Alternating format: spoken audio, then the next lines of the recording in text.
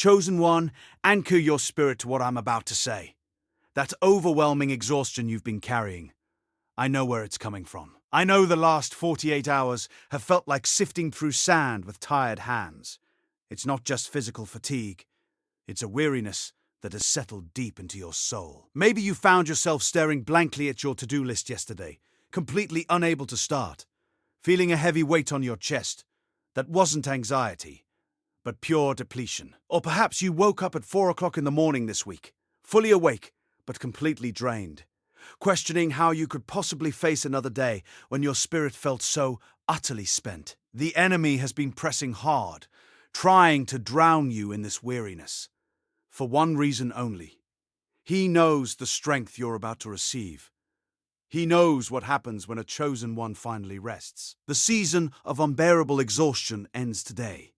The spiritual warfare against your energy, your motivation, your very desire to move forward. It stops by the end of this message. And here's the part you need to hear. It's not ending because you pushed harder.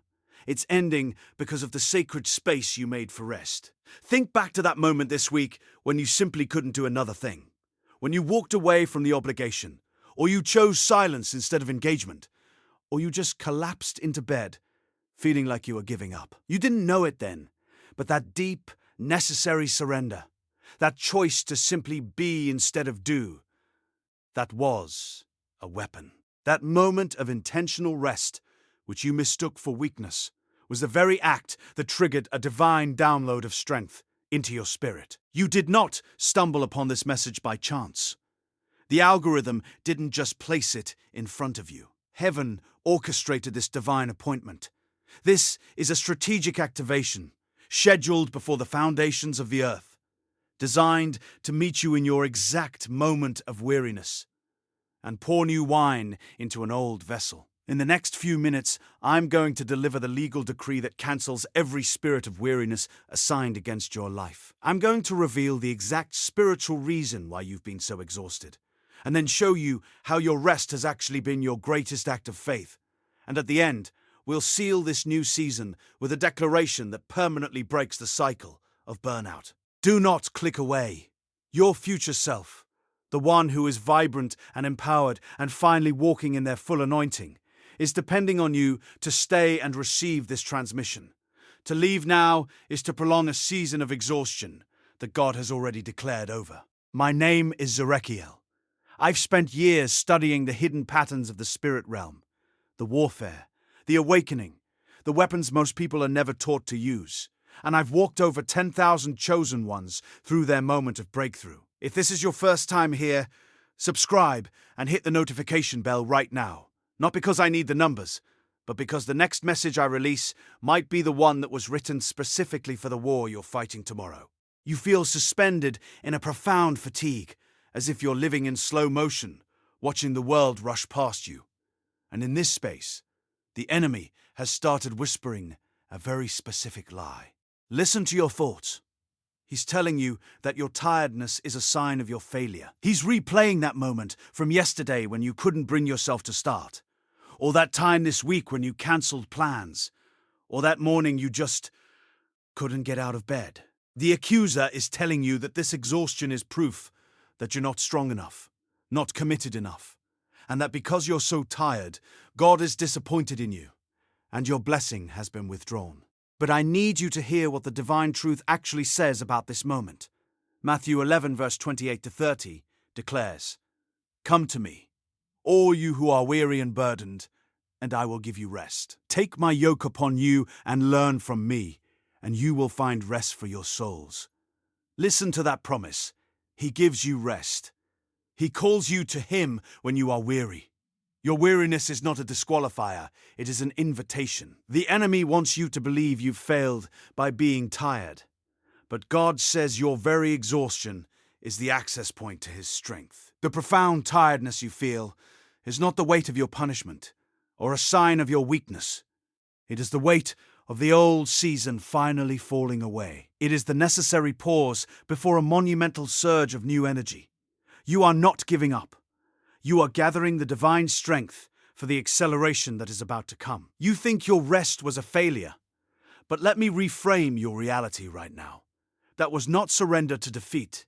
That was a strategic download of power. Some messages don't just inform, they activate. If something stirred deep in your spirit just now, you may be ready to receive the Chosen One's mantle. This sacred guide reveals the 12 divine codes behind your calling, your suffering, and your destiny.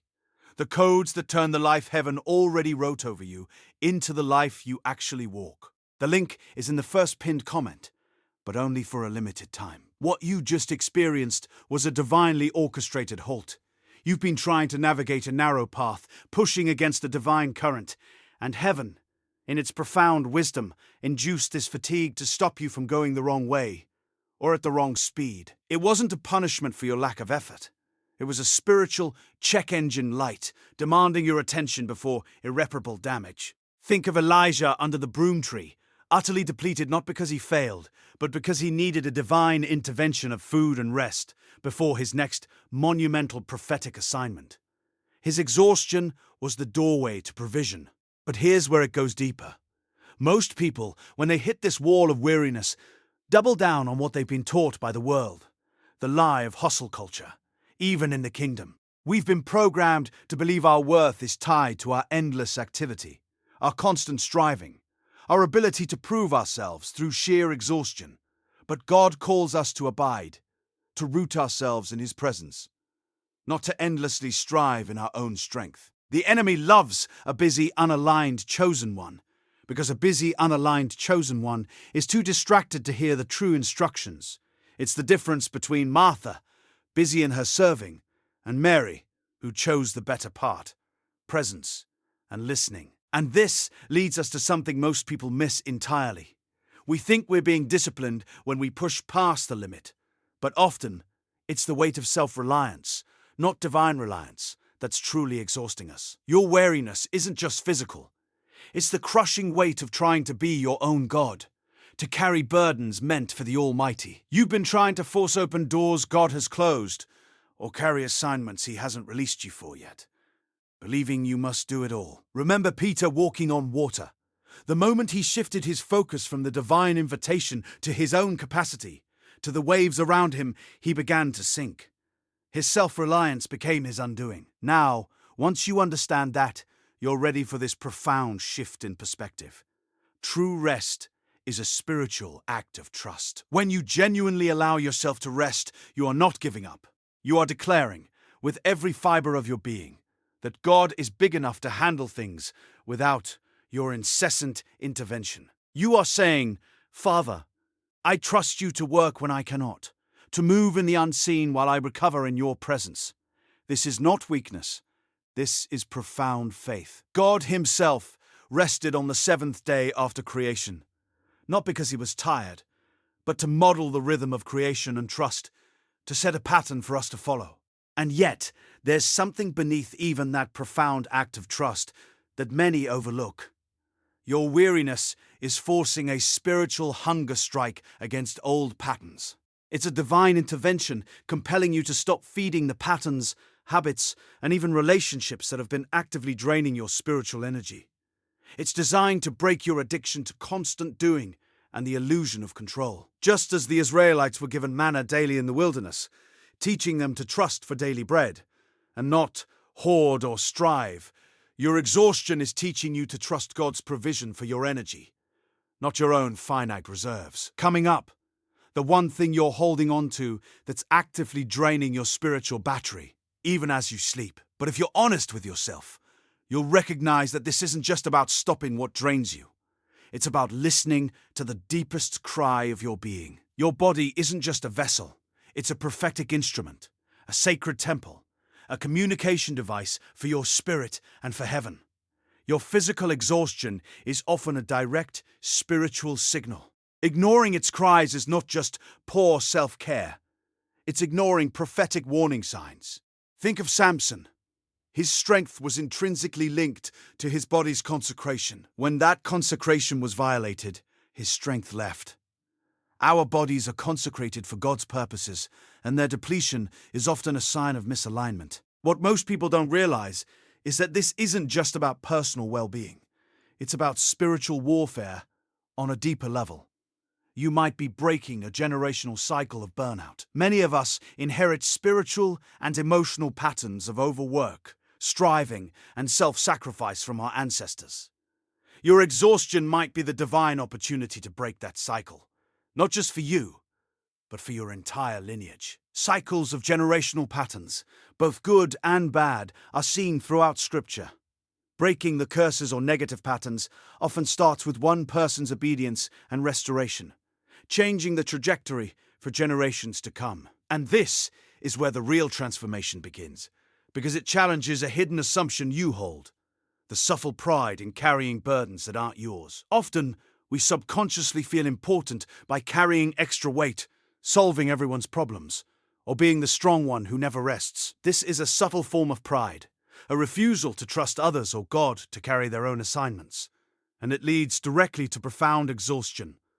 You're carrying what God intended for others, or what he intended for himself. Remember Moses, trying to judge all the people on his own, until Jethro wisely advised him to delegate. He was carrying an unsustainable burden, and it was draining him and his people. But wait, before you move forward, you need to see this, because it's the greatest divine contradiction. Rest multiplies strength, while relentless effort depletes it. This is counterintuitive to the world's logic. We're taught that more effort equals more output. But in the kingdom, intentional rest allows divine strength, creativity, and revelation to flow through you, making your subsequent efforts exponentially more effective. It's not about doing less. It's about doing leveraged work, divinely empowered work. Jesus feeding the 5,000 with a few loaves and fish is a powerful example. Multiplication came from his blessing and distribution, not from adding more food through human effort. And just when you think you've got it, there's one more layer that will challenge everything you thought you knew about your exhaustion. The unexpected truth is that your greatest exhaustion isn't from doing too much, but from resisting what is meant to be. It's the internal friction of fighting your divine assignment, resisting a necessary change, or trying to control an outcome that heaven has already decreed. The deepest exhaustion comes from the spiritual battle within you, not the physical battles around you. Think of Jonah resisting God's call to Nineveh. His journey was filled with turmoil and near-death experiences because of his internal resistance to his purpose, not because the journey itself was too arduous. And here's the part you probably didn't expect. The thing that's been blocking your release from this exhaustion isn't what you thought. It's not the enemy's attack in isolation. It's not simply your past. And it's not even the people who hurt you. The ultimate block is your subconscious refusal to receive new energy and fully release the old identity of exhaustion. You've become comfortable, even familiar, with being the tired one. It's given you an excuse, a narrative, and perhaps even a strange sense of validation. Until you release that ingrained identity and open fully to receive the new, limitless energy God is pouring into you, you will find ways to manifest exhaustion. It's not about what you lack. It's about what you won't let go of. Tonight, before you sleep, place your hand over your heart and declare this with me. I release every false identity of weariness and limitation. I release the need to prove my worth through endless striving. I break every generational pattern of burnout and self-sacrifice. I choose to receive divine rest as my weapon and my strength. I open myself fully to the new energy, the new revelation, and the new season God has for me. I am not failing. I am being renewed. I am not depleted. I am being filled. My rest is my obedience, and my obedience is my power. I declare that the cycle of exhaustion is broken, and a new season of vibrant strength, divine purpose, and supernatural acceleration begins now.